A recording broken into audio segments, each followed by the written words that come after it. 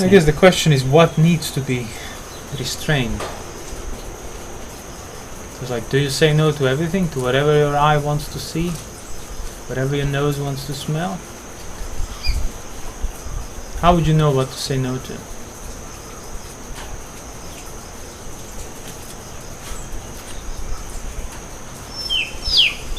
Depends on why I want to do that thing. Yeah? Depends on what my motivation is.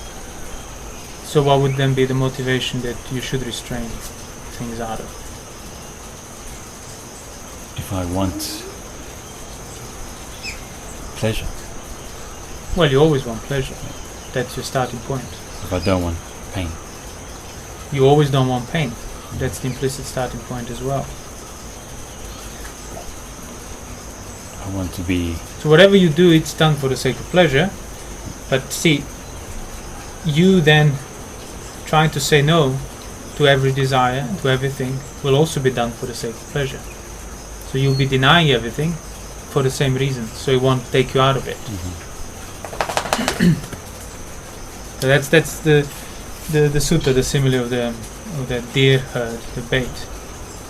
You know, first group of deer, they were just eating carelessly, and they got hooked onto the bait. Then the second group was saw that, but then dismissed everything, all the food, and ran into the mountains. Then they starved there, had to come back, ate carelessly. And then the herd that the Buddha praised is the one that sort of realizes that and stays within the bait, but doesn't eat that which is the bait. So it eats carefully around the bait. So the reason I'm bringing this up is because, like, you know, all the talk we had about devaluing sensuality, and again, if people are not,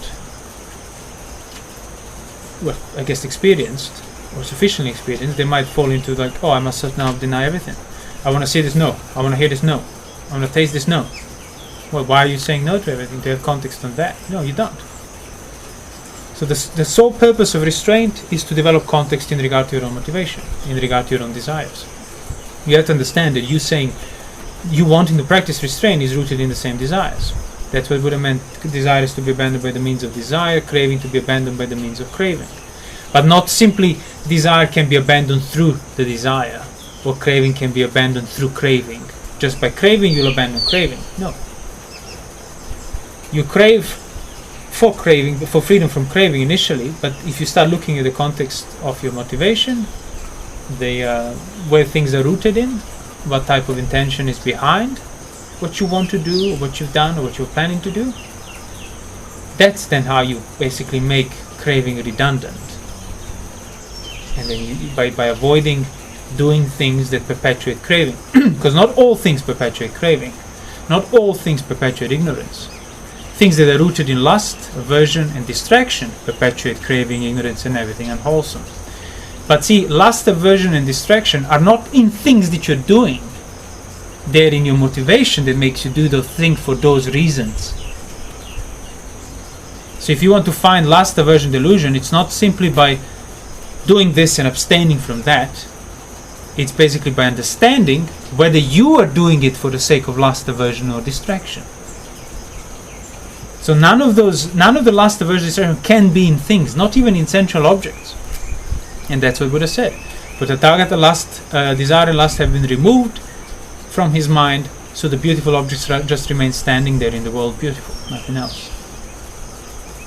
But for that you need to first restrain your habitual action towards beautiful, habitual action away from the ugly, habitual action distract yourself from neutral, boredom, or whatever else. But not for its own sake. It's only for the sake to see how lust, aversion, delusion are actually on the level of your intentions, your choices, not in those things. And that's also, like we covered that in other talks, but that's also how virtue and duty is a fetter. It's because it's on the level of you assuming lust, aversion, delusion to be in these things that you're now abstaining from. And by abstaining from it, you think that's it, that's all you need to do. Because if you think that your mission is accomplished by abstaining from bad things, you will not look for where the badness of bad things is really rooted, which is in your motivation for keeping the precepts or for breaking them. So when we talk about the sense restraint, you take on the precepts, 5 precepts, but ideally you want to take 8 precepts, and then within that you see what mind presents you with, things to do throughout. You have to do this. Say, if you say, I will not do anything throughout the day, because everything is rooted in desire, that will be rooted in desire. That's your desire. If you say, I shall stop thinking, I will not think about anything, that is your thought. So you can't just decide and step outside of the problem. You are the problem. Your existence is the problem. So you take on the precepts, you take on sense restraint on a level of faith first, and now you go throughout your day having to do things. And you can't stop doing, and you shouldn't stop doing. You just want to know where the motivation for you doing those things is rooted. And if you wonder, okay, so how far I go with this? Well, you go within the precepts. So if things that are presented to you to be done throughout the day would be breaking the precepts, you just say no to that. You don't need to think too much about that side of things. No, this is against the precepts that I've taken on. But if it's within the precepts, doesn't mean, I can do it justifiably because it's not breaking the precepts. Nor is it, I must deny everything because everything is rooted in desire. No, you look at the time. The same thing today can be rooted in one thing, one motivation. Tomorrow it can be rooted in another motivation. But if all you see is the thing that you say either always yes to or no to, you're never going to see a motivation. And that's where the whole problem is, always has been. The lust, aversion, delusion can never step outside of the domain of your intention and enter these things in the world. No, not at all, not the slightest. Always remains within your intention. So if you can recognize lust, for example, you can recognize... Well, first you need to recognize your intention, your motivation, then you see if it's lustful, if it's aversive, or if it's sort of wanting to distract itself. And then in the background, so to speak, you're always watching out for that.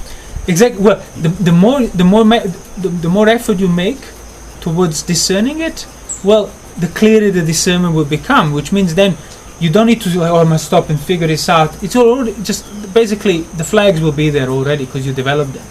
Yeah. So even if you're not directly thinking about your motivation, you already know, this is a lustful mind, and that's the Satipatthana. He knows lustful mind as lustful mind. So not lustful thing in front of him. No, this mind, the intent. That's what basically chitta, chetana relationship. Intention and intent in its general sense, it's what mind is. And already the direction of some kind. And it's always, there is some intention always. There is always a mind there, which means there is always an intent there. So being able which means it's always, the intent always has to be either lust or non-lust, aversion or non-aversion, distraction or non-distraction. But if all you see is things you do, things you don't do, and then just meditation technique on top of it or whatever else, you're never looking at where the problem actually is, and you're never going to see it. Because you assume it to be in things you're saying no to. And that's why, so the problem is in the desire. Desire towards this or towards that. So I'll say no to that. But now I have a desire to say no to everything. So I'll say no to that. Well, now so I'll say no to that. So you just start saying no to more and more things and wind yourself up completely and equally have no perspective in as much as if you were engaging with sensuality. That's like the ignoble way of that self-mortification and denial of everything. No, you have the precepts. Within that, you question things. You like, I want to go for a walk, as we say often, as a kind of a neutral example. Why? Because I'm restless a bit here now. Okay, that's not the perfect motivation. But is it sensual motivation? Is it because I'm hoping to see sight, sound, smell, taste, touches? They will excite me. No, not specifically, just because it's too hot under this roof and I want some breeze. Okay, that's all right. I'm not sure how ideal it is or not, but I know that it's not as bad as like sensuality as breaking the precepts. So you do it. You go for a walk because you want some breeze. You want some comfort. But then next time, I want to go for a walk, still same comfort. Okay, but now again, you reevaluate. You don't now just do it because you've done it before. So is it still rooted in comfort? Yes. Still not rooted in sensuality of the, exciting kind? Yes. But can I perhaps endure the discomfort and not go for a walk? Just if you have strength to ask yourself to provide that direction, or maybe saying no to that, but you don't now always say no to it or always say yes to it because once you decided to do so. So you always want to see where your motivation is rooted. Like, why do I want the breeze and the comfort? Oh, because actually I'm sleepy and I'll fall asleep. But if I go for a walk, I'll be awake. And then I can spend more time practicing mindfulness and walking meditation or reading the suttas. Oh, well, that's a good reason now. Same, like with the Buddha. Oh, what if jhana that I attained in the past is the way? I think it is the way. But I can't now develop it because I'm too hungry. I'm starving. I'm in too much pain. So let me eat this rice, whatever the lady offered him, get some strength so that I can do it. That's a valuable motivation. That's a reasonable. That's a good motivation. Oh no, I just want to go for a walk because I'm bored. That's not it. Why are you bored? Why do you have motivation to get rid of the boredom?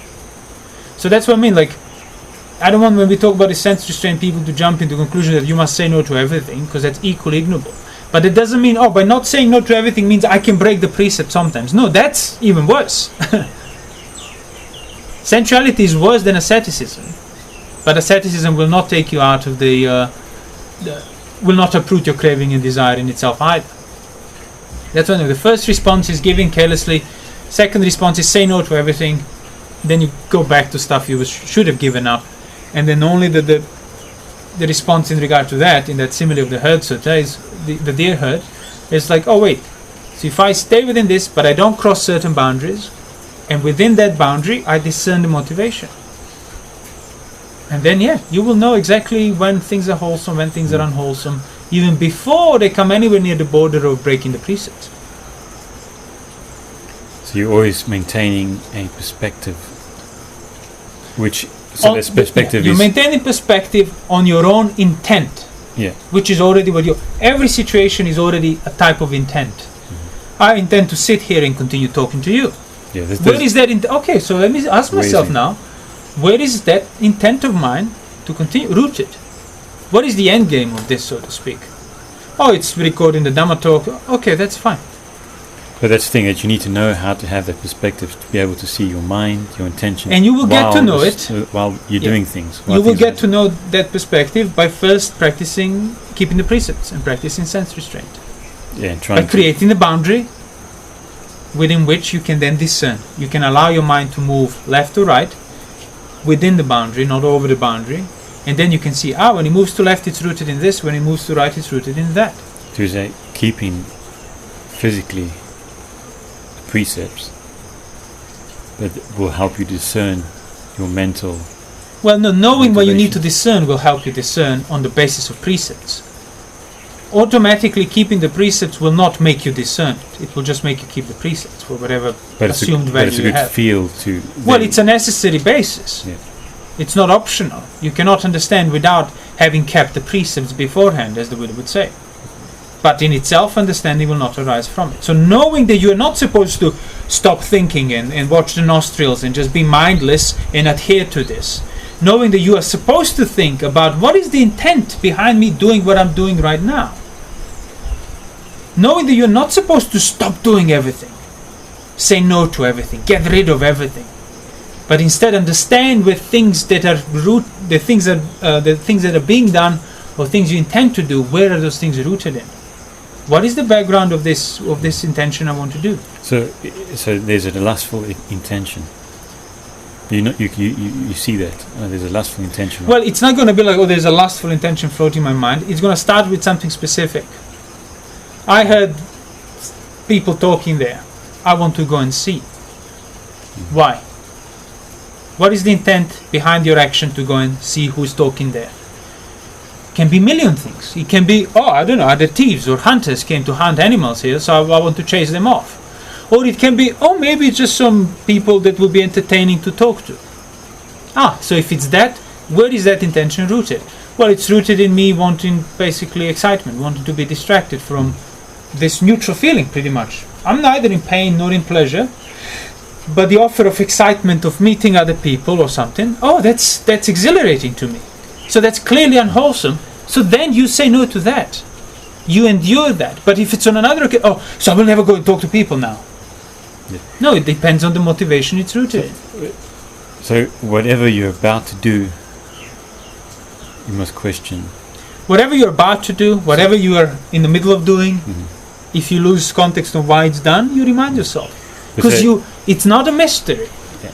The only reason you're still doing these things or intending to do those things is because your intent is there as a necessary basis, simultaneously enduring with it. Just want to just become familiar without having familiar with your intentions, without having going through the whole thinking process over and over again. So, why am I moving my hand? Exactly. Well, is it you want to see the intent, not go through the motions of basically thoughts that you've done in the past, where you kind of got the sense of the intent. But let's say, like now, I want to get up, I must not get up. No, you might get up. You might not get up. Doesn't matter. Yeah. If you want to get up, you get up. If you don't want to get up, you don't get up. But you want to know, like, but what's my intent? Why do I want to get up? That does not see. When you say the question, why do I want to get up? People can sometimes immediately jump into the conclusion, getting up is bad, I must not get up. No, you just want to know. You will get up. You just want to know why you want to get up. So even if it's, I want to get up because of the desire for more comfort, fine. There is nothing sensual. There is no ill will. There is no sexuality involved. Just getting up. It's still a desire, in as much is when you want to deny everything. Yeah. So everything is a desire. So if you want to get up, you get up. But I got to think about it before. You don't even need to think about it before necessarily. You might to do it in the beginning. You might have to think about it in the beginning. But once you get to know that, okay, it's not against the precepts to get up. Okay, so why do I get up? Comfort. I'm getting up for comfort. Okay. So the next time, why do I comfort? So next time, because of comfort. And then you're going to have a question inevitably asked, like naturally, so do I need to go throughout my day just doing things out of comfort? So next time, the context has now been upgraded. So you want to get up out of comfort. Can I endure discomfort? Now you will know, why would I endure discomfort? Not like, I will not get up, I will endure the pain. Yeah, but now you have to ask a question in regard to that. Because that's now the thing you're doing. Why do I want to endure discomfort? That's what would have meant, like, when some monks were asking him to make these uncomfortable practices mandatory because they're good. And he said, no, let those who want to do those things do them, and those who don't want to not do them. Because it depends where it's rooted at. For somebody, enduring discomfort can be utterly, completely unwholesome. And always rooted in unwholesome, but they will only know that if they get to discern their intent. So now you don't want to get up because you want to challenge yourself with a bit of discomfort. Fine. Why? Do you see a relationship between the challenge of discomfort and gaining perspective? Or are you just doing it out of a reaction to your comfort? Either way, you can do either way because it's not against the precepts. Getting up from comfort or discomfort, but you want to know what is your intent behind. So what is the process of learning how to discern your intention? Well, that's what I'm describing now. Okay. Yeah. So before I act, I must question my intentions before I act. Yeah. But so if before I do anything, I have to think, why am I doing this? Why am I doing this? Because this, because that, because that, and then decide. Well, you might have to think that initially if you're unaware of your intent. Yeah. But if you start doing it rightly, you won't even need to verbally ask your questions. You will already see the intent that's implicit, like impossibility of this action. Yeah. So you've discerned lust for intention. So when it comes again, when you're doing that, an action that's going to be based on lust or intention, you recognize see the framework of lust. Yeah, immediately it's seen. Oh, this is lust. You don't have to go through that whole process. No. Is it lust? No. But is it? Why am I saying it's lust? Yeah. Well, see, that's the thing. When people will inevitably fall into that mechanical repetition of doing the same questions, but then they fail to see that now there is an intent in regard to that, and they're not seeing it. So first time you ask yourself, why do I want to get up? Why do I want to do? Because of this. And then you arrive at the conclusion it's because of the lust. Then next time, you immediately, but now you don't actually direct your mind towards intent and then use the questions to reveal the intent. You now direct your minds towards the questioning you've done before, hoping you will arrive at the same knowledge of the same intent. And now you're doing it mechanically. But now all you need to do is at any given time just, but what is my intent behind this questioning? So why am I questioning now my motivation in regard to wanting to get up? Do I really don't know whether it's done for comfort or discomfort? Or am I doing it out of this compulsion to go through these motions that revealed it the first time, and now I feel obliged, dutiful to repeat? So I already know my intent. So I don't need to ask these questions at all now. Next time I'm not sure, and then questions will naturally arise.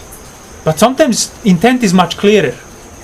But if you just adhere now that you always must do this questioning, you're actually obscuring your intent by the questioning. Either way, you will get confused. The point is, you don't step over the boundary of breaking the precepts. So in the confusion dispelled, you're still held within the same container. When you restart already with more experience and more recognition and more discernment. But if your confusion takes you outside of the precepts, now you need to rebuild it. So that's why they're not optional. And yeah, you can do the same practice within the 5 precepts, but it's going to be much more watered down. Like if you want to practice the Dhamma on the level that it matches, that can basically make you gain the right view, you need to do the 8 precepts. But within that, again, it's not like no to everything. Not at all. And that's exactly what the Buddha would done. What if I were to say no to all the thoughts that are rooted in unwholesome? And what if I were to say yes to all the thoughts that are rooted in wholesome? Absence of greed, aversion, delusion. And then the tireless energy arose in him, day and night, because he was just avoiding unwholesome, thinking wholesome. Now, obviously, that was the Buddha, so he could do that on the level of thoughts. Means he didn't even have to worry about the speech and action, because that's already within that. But today's mind, when you start, you have to start first from your actions, then come to your speech, and then eventually, if you cultivate that long enough, accurately enough, you will be able to say, I have these thoughts appeared in my mind. Nothing to do, I didn't intend them. But sensual thoughts, non-sensual thoughts, you will know right away. Sensual thoughts, I don't delight, I don't welcome, I don't value. Non-sensual thoughts, fine, they can stay. Because the mind has to think. If you say, I will not think this, well, you're thinking that. So if you think that by avoiding to think, you're somehow stepping outside of the domain of thought, well, you're basically self-deluding yourself. So within the precepts, it's not about saying no to everything, saying yes to everything, or saying no to things you said no to, saying yes to things you said yes to automatically. It's about discerning the intent behind your current situation. Oh, now I need to go and do such and such. What's my intent behind that? Oh, it's some practical purpose that needs to be finished. Okay, that's fine. You don't even need to... Yeah, but what if? Now, if you get into that compulsive, what if this wholesome, is this unwholesome? What's the intent behind that compulsion? Oh, the intent is to get rid of the pain of compulsion. So the intent is aversion. So the intent is unwholesome. So I'm wholesomely questioning my intent for the unwholesome purpose of getting rid of the aversion, which is not wholesome. And you will fall into that confusion, or you will not learn how to step out of that confusion if you just keep giving into it. And if you basically start doing the questioning of your intent mechanically, because you depend, it's easier to just mindlessly do this, the result will come. No, what is the intent behind me wanting that result? And that's once you actually start doing it rightly, this whole space opens up. Millions of things you can do for right reasons. And becomes much less constricted than in the beginning when it's just, I must say no to everything, everything is a desire, everything is a desire. But yeah, you kind of have to start like that to some extent. It simplifies the work, it does. It does. In the beginning, and also, as I said, like that, the simile of the deer herd, once you realize, it's only things that are rooted in greed, it's only this is the bait. Everything else, I don't have to worry. This is not a sensual pleasure. I don't need to fear it, as the Buddha would say. But only once you accept it, okay, I need to know the intent behind acting out of my feeling, acting towards pleasure, acting out of pain. Because that's where lust, aversion, delusion is rooted. It's not in the feeling, it's not in the object of your senses, it's rooted in you being unaware of your intent. Ignorance of the intent is what the problem already is. So once you become discerning of the intent, you simply avoid the one that's rooted in lust, aversion, delusion, and that's how lust, aversion, delusion will wither away. Because they need maintenance through ignorance of what those things are, that you don't even know that you're maintaining it. But now that you know that this is what things rooted in lust, intent of lust are, this is what intent of lust is, you don't do that intent of lust, you don't act out of it. When intent of lust changes, it's intent of non-lust, you can do that. It might be the same thing externally, going for a walk, meeting people to talk to.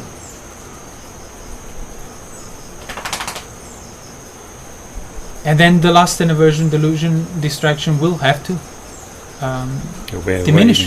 Wear off, exactly. Yeah.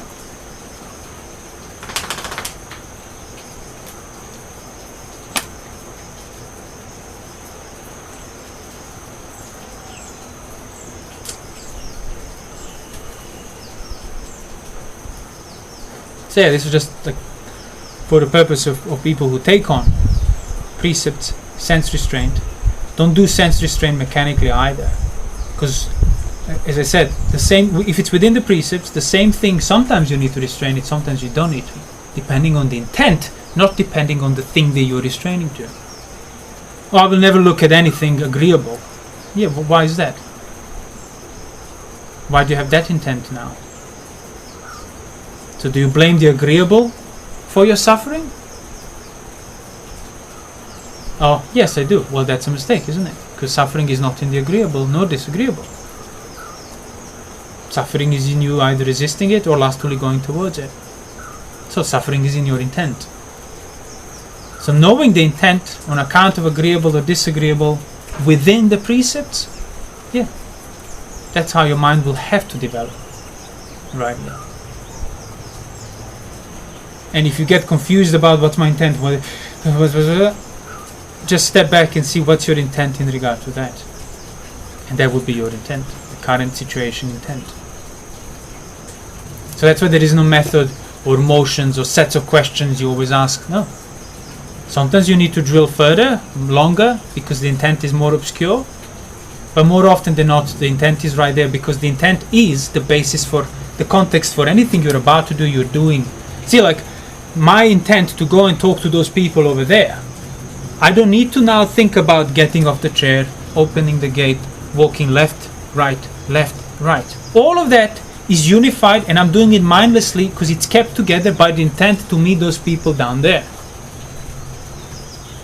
If suddenly my intent, I don't want to meet those people, I want to go on top of the hill, I will stop going in that direction and stop doing actions that will lead me to that intent. So the intent is always there. So if you catch yourself in doubt, you realize, oh, actually, that's why doubt is a hindrance. Because doubt covers up what you already know. You already know the intent, but now the doubt is this compulsion that presses you to go through these motions and try to seemingly clarify intent, while the real purpose is just get rid of the pain of the doubt. All you need to do in order to get rid of the pain of the doubt is stop trying to get rid of the pain of the doubt. Stop acting out of aversion. That's it. The doubt will have to subside.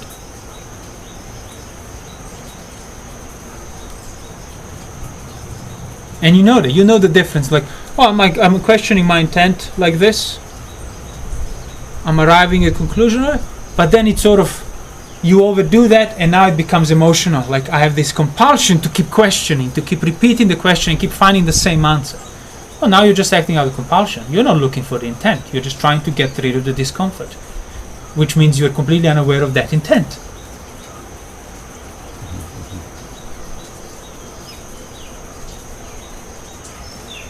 So that's how, I don't need to fear this type of pleasure, or I don't need to keep, having ill will towards this type of discomfort.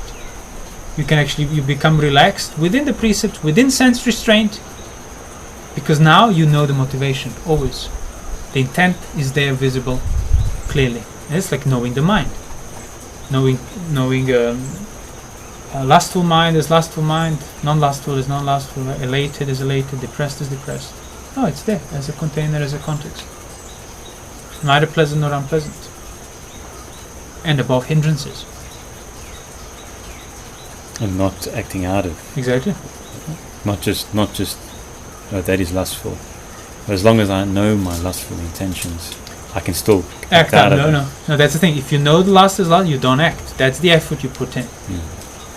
You don't act out of lustful mind. To develop that perspective, recognize, discern the what clearer the perspective is, the easier will be to not act out of it. People act out of habitually, addictively, because there is no perspective on their situation. Once the perspective is increased through your own effort of reflection, Now sense restraint is self-evident. I will not. So you restrain only the things that are rooted in lust, aversion, delusion on the level of intent. You don't restrain every sight, every sound, every smell, because that's like starvation. That is literally, you run to the top of a mountain when there is no food, and you die. So in order to know then what you need to restrain only, you then need to know the intent. Because that's where these things are rooted and need to be restrained. But yeah, initially you might need to be restraining more than usual to be on a safer side. That's why the Buddha would always lean onto the side of asceticism, even if in itself does not necessarily result in wisdom. Oh, between the two monks, one will eat, one won't eat. One will eat so he can practice, one say he won't eat so he can practice. I praise the one who won't eat in order to practice. Just in case, lean a bit on the, but not to become neurotic and say no to everything, because that means, you lose context on that. You're not aware of your own intent there.